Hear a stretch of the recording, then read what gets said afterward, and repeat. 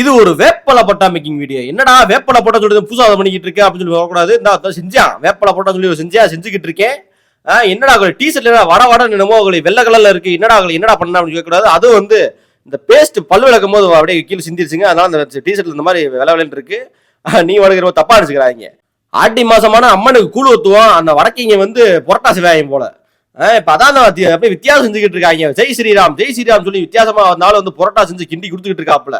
அதே மனுஷன் மேல திங்கிறாங்க. அதை என்னான்றதே அந்த புரோட்டா எப்படி இருக்கு, என்ன டேஸ்ட்ல தான் இருக்குன்னு சொல்லி நானும் ஒவ்வொரு இன்கிரீடியண்டா போட்டு அந்த வேப்பலை கொஞ்சம் வெட்டி, அப்படியே வெங்காயத்தை கொஞ்சம் வெட்டி, தக்காளி கொஞ்சம் வெட்டி, அம்புட்டு முழுசாலாம் போடல. ஒரு அரை தக்காளி அரை வெங்காயம் அப்படிதான் போட்டேன். ஏன்னா முழுசா போட்டோம்னா வேஸ்ட் ஆயிடுச்சுன்னா உக்காளி ஃபுட்டு வந்து வேஸ்ட் ஆகாம சாப்பிடணும்னு சொல்லி நான் பாட்டுக்கு அந்த அளவு கஞ்சத்தனம் பண்ணி அப்படி பண்ணேன். ஏன்னா திங்க முடியாம போச்சுன்னா வேஸ்ட் ஆகி போயிடும்.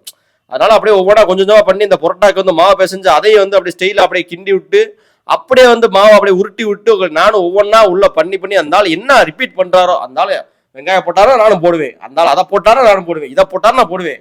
அதுக்கு நீங்க இவரோட கமெண்ட் செய்யக்கூடாது. ஏன்னா அந்த ஏதாவது என் திண்டா நீ திம்பியா அப்படின்னு கேட்கக்கூடாது. நம்மளாம் அப்பெல்லாம் கிடையாது. சும்மா நீவோட கமெண்ட் பாக்ஸ்ல அந்த மாதிரி வந்து கேட்கிற ஆளு எல்லாம் நிறைய பேர். எப்படி அந்த மனுஷன் யோசிச்சாரு, எப்படி அந்த வேப்பலையில வந்து அந்த கிரியேட்டிவிட்டி வந்து எப்படி இந்த நாளுக்கு வந்து நானும் யோசிச்சு மண்டையில பிச்சுக்கிட்டேன். என்னடா இது உங்களுக்கு கனெக்ஷனே இல்லாம கிடையாது. வேப்பலை நம்ம வந்து என்னைக்காவது ஒரு நாள் இந்த தேவை வந்து உடம்பு ரொம்ப முடியல, அவங்களை அம்மா போட்டு வச்சுன்னா அப்படியே வேப்பலையை வந்து என்ன பண்ணுவாங்க, அப்படியே நல்லா அரைச்சு மூஞ்சி இஞ்சில தேய்ச்சி விட்டு அப்படியே பண்ணுவாங்க, லைட்டா குடிக்க வைப்பாங்க.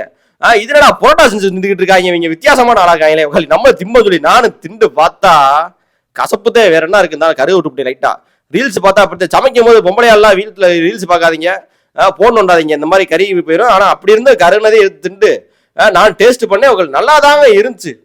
புரோட்டா நம்ம அப்பப்போ அந்த லைட்டா அந்த உருளைக்கிழங்கு அப்படி நல்லா தான் இருந்துச்சு. அந்த லைட்டா கசப்பு தெரிஞ்சிச்சு.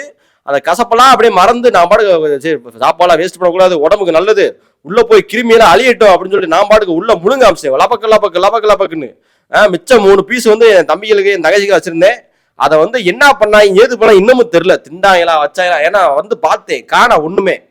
ரைட்டு நானும் குழம்புலாம் தொட்டு சாப்பிட்டேன், நல்லா தான் இருந்துச்சு. குழம்பு தொட்டு சாப்பிட்டா அந்த கசப்பா தெரியாதுன்னு சொல்லிட்டு நானும் அப்படியே லைட்டா காரமான குழம்பா வச்சு நானும் தொட்டு வச்சு சாப்பிட்டேன். கடைசியில 4 புரோட்டால 1 நான் திண்டேன். இந்த 3 புரோட்டா ஏன் தின்னானே தெரியல இன்ன வரைக்கும்.